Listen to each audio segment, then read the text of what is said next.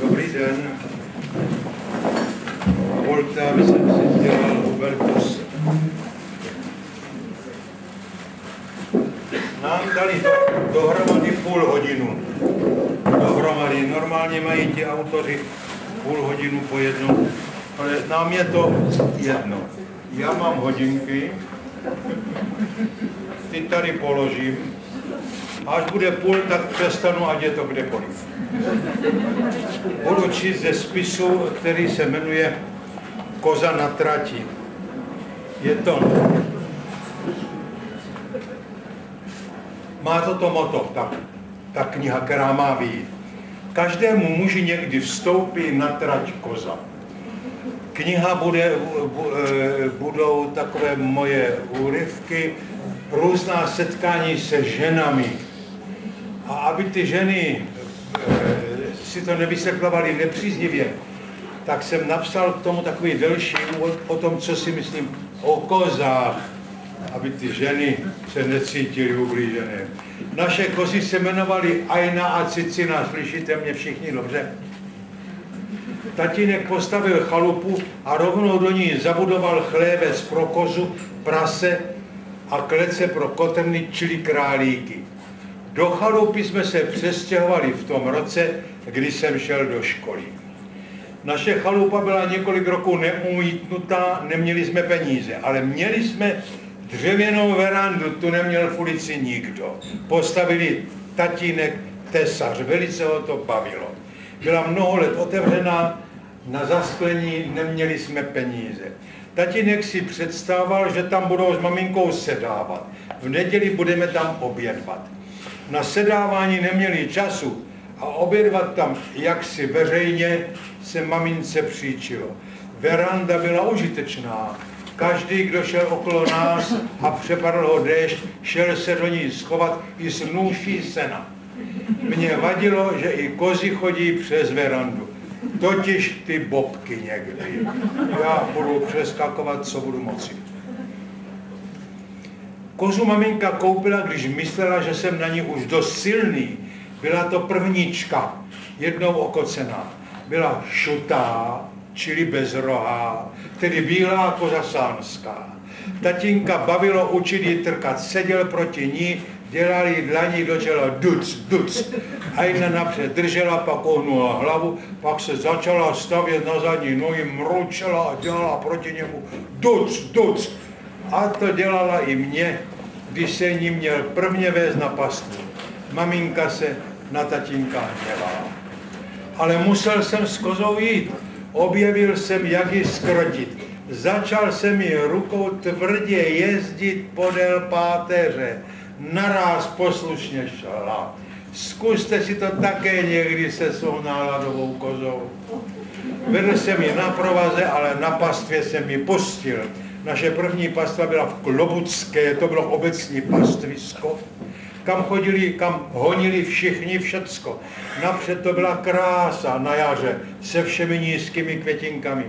Ale když tráva byla spasená, zbývalo jenom jalovčí, jehož tam bylo dost, kozy to měli rádi, ale i to bylo brzo ožrané. Nemyslete si, že vaše koza se bude pást jenom na trávě, jako kráva nebo ovce. Koza chce listí větvičky a my neměli ani kousek pole svého, tedy jsem musel na cizí nebo na veřejné. Hnávalo nás z naší ulice víc. Maminka nebyla ráda. Podle ní měl jsem se na pastvě starat jenom o koziska. Ani čtení se mi někdy nepodařilo pod košilí propašovat. Obyčejně jsme začali na jaře v Kůtě na Horce. Horka, kde se vyskytne slovo horka, to je malá hora neboli lesí. Od tam nás ale vyháněl obecní hajný ptáček. Dodnes nevím proč, jelikož kozy se pásly na křovinatém podrostu a všelijakém rostlinstvu, stromům nemohli škodit. Ale jednou jsem dokonce musel na radnici donést pokutu 5 korun. 5 korun by byl také roční poplatek za pasení na obecním pasínku. Pod horkou teče říka, to je potok, bujně obrostlá vrbím, jenže souběžně s potokem táhnou se pole, obilí, zemáky, jatelina. Na jatelinu jsme dávali zvlášť pozor, proto vy, tomu to jenom připomenu, jelikož z mokré jateliny mohla se koza nadut, čili zdut. Rolníci nás také vyhánějí. Přitom páslo se tam tak dobře. O kozách v říce jsme ani nevěděli, seděli jsme na trávníku a jenom dbali, aby koza nevylezla ven. Četli jsme, vykládali si, nebo jsme hráli karty. Kdo prohrál, šel se podívat, kde jsou koze. Stávalo se totiž, že koza přilezla potok na druhou stranu a tam šla do škody. V říce byl splav, kde jsme se koupali. Na hati, protože dcerky s náma nikdy nepásly, dcerky pásaly jinde, dcerky většinou pásaly krávy někde na své louce, kde si ze samoty zpívali a jenom na sebe volali. Okaří krávy nepásali, s kravama totiž nebylo nic. Však se říkalo, kozaři škodaři, kravaři srabaři. O koupání platilo na svatého ducha, do vody půl břucha, o božím těle, do vody směle, že si nemůžete tady někdo sednout. K tomu svatému duchu já mířím.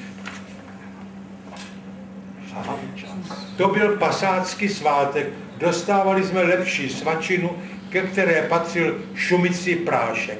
Brali jsme si ze sebou z domu hrnky. Všichni toho dne hnali do té Klobucké. Kdo přišel poslední, byl záprtek. Záprtek, záprtek, bohuž záprtek, hundrtek, záprtek, volalo se na ní. Snědla se svačina a šlo se ke kamenné studánce za mlýnem. Nabrali jsme si vody, nabrali do ní prášek. Dávali jsme si ochutnat, když měl někdo jinou barvu. Karel Rožnoviák jednou poradil Holbovi, aby si vysypal prášek rovnou do té studánky, že bude mít hodně. Měl. Že bych pasení byl někdy vynechal, nepadalo v úvahu. To by maminka byla musela někde naséct plachtu trávy. To udělala v sobotu, abych v neděli dopoledne mohl muset jít do kostela. Koze jsem pásl do svých 14 let, kdy jsem začal jezdit vlakem do 4. měšťanky v Klobukách. Potom pasení přešlo na Lidku. Naši si představili, že se vám na pastvě stará o koze, ty museli přijít domů nažrané. Napasená koza má důlek na svém levém boku vyplněný. Když jsem ale pásl někde moc daleko, přišli koze domů zas hladné. Ale konečně něco o kozách osobně.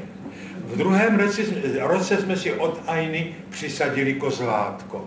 Bílé kozy jsou pěkné, ale musí být čisté i na boku vzadu, proto ji maminka často podestýlala.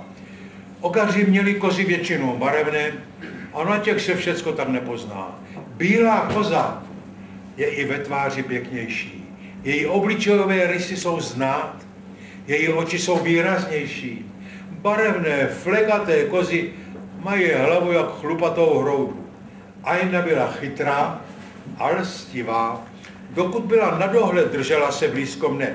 Když jsem ji neviděl, lítala všelikady do škody. Koza nechodí za pasákem jako ovce, kdo to nevíte. Na povel koza nereaguje. Na dálku jsem ji ovládal kamením. Když se ubírala, ale pozor, když se ubírala někam, kam jsem nechtěl, hodil jsem kamenem do křoví přední, to se zastavila. Když se zavolal Ajna, otočila hlavu a když jsem měl něco v ruce, přišla si proto chleba nebo jablko. Ale pohladit se nedala, nesnesla dotyk, nežli samozřejmě na vemení od maminky. Abych si položil tvář na její líc, to nešlo. Když si pěkně napasená koza lehla do chládku, měl jsem chuť lehnout si k ní a dát si hlavu na její pozor. A kde pak? Skok a pryč! S kozou se nepomazlíte, jako se psem nebo kočkou. I kůň je k člověku milejší. Ajna a Cicina byly nerozlučné. Od obou mívali jsme kozlátka. Jinde jsem popsal, jak se pozná, že koza potřebuje kozla a co to s ní udělá, i duševně. Kozlátka bývaly 2, 3, někdy se narodila takzvaná štyra, to je hermafrodit. Maminka porod hlídala i v noci, pak dbala,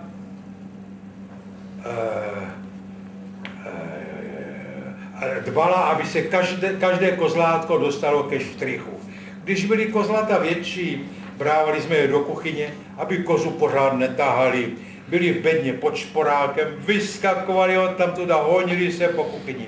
Maminka je odstavovala od kozy. Učila je pít z kastrolu přes prst. Na to byste nepřišli, kdybyste to někde nepoznali. Přes prst. Nakonec se ovšem kozlátka zabíjeli. To je smutný úděl těch tvorů. V létě po senoseči se krásně pásalo na řehonůřce, to byla Bližňáková louka, a když oni tu louku požali, už jí na ní nějak nezáleželo. Tak nám její hluka zůstávala Arizonou. Byla ze 3 stran omezená hrázou. Hráza je pás křoví, hlavně lískového a habrového. Dole končila prudkým svahem nad železniční tratí. Tady jsem často sedával a pozoroval posunování vlaku. Koza na trať nikdy nechodí. Přes ty všelijaké dráty do toho hrubého štěrku jí neláká. Nebo jsem jen hledíval do krajiny, kterou jsem znal do každého osamělého stromu. Sloupek kouře někde nad lesem mi říkal, co se tam asi děje. Na horním konci louka končí horkou, skládající se z lípy, buku, dubu, planá třešeň, porostlé všelaké křovy. Z levého i pravého horního rohu louky vedly do horky úzké chodníčky, které se nad horkou scházely pod malým lomem. Byla to taková malá plošina, kde jsme pořádali kmenová vůdů, kladli oheň, zpívali Aidora Kamaniane. Byla to i studánka, uprostřed rostla lípa, do jejíž koruny jsem si věšel pytel se svými potřebami, čelenka, luk, šípy, provaz, vahgun. Každý měl svou skrýž. A ještě něco tam bylo. Vedle toho chodníku byla jakási jáma, zarostlá, skrytá. Objevil jsem ji tak, že jsem do ní prostě spadl, když jsem se blížil. Výborně jsem odtamtud pozoroval ostatní, ale brzy jsem vylezl, byl jsem plný mravenců. Když jsem potom jezdíval domů ze světa, vždycky jsem se na tu jámu šel podívat. Byla tam. Teď jsem ji ale neviděl 30 roků. Přemýšlel jsem, jak vznikla, když vedle ní nebyla vyházena žádná hlína. Myslím, že to byl vývrat velkého stromu, jehož kmen i kořeny si Bližňáci odvezli. Umiňuji si, že až teď pojedu do Bromova, ještě tam jednou dolezu a teď to vynecháme tady. My Delavarové nejsme četní, napsal jsem ve svém deníku a cituju to potom v knize indiánské. Bývalo nás tak 6, ale ucházeli se o členství v našem kmeni i kluci, kteří neměli kozy, nemuseli pásat, což se neosvědčilo, protože zaváděli do hry jakási jiná pravidla. Nejčastěji jsem pásal s Karlem. Vidíš, Karel už žene, pobízela mě maminka.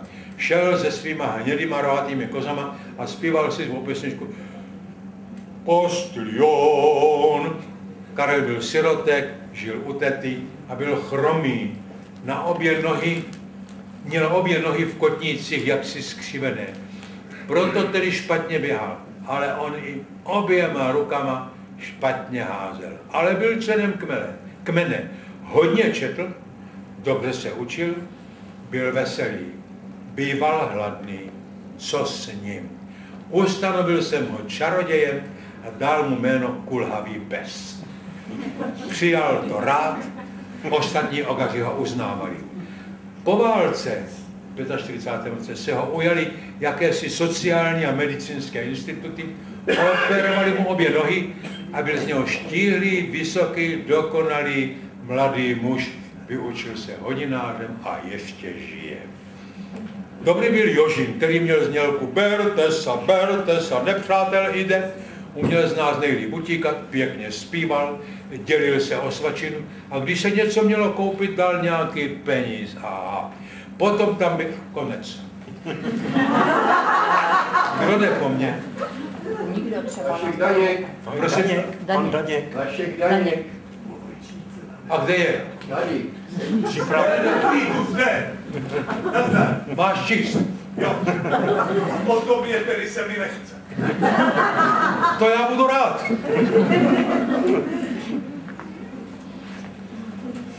Už ne.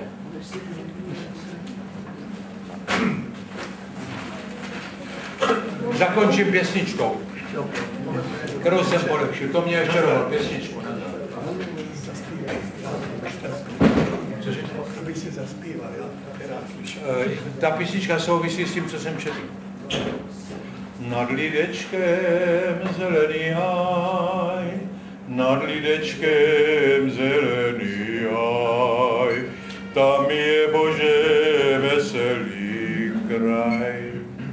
A nad lidčem veselejší, a nad lidčem veselejší, tam je Bože zelenější.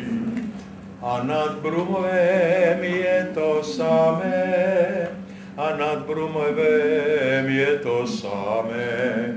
Bože, nech to tak ostane. Je tam kdesi stará jama, je tam kdesi stará jama, ta tam jistě čeká na mě.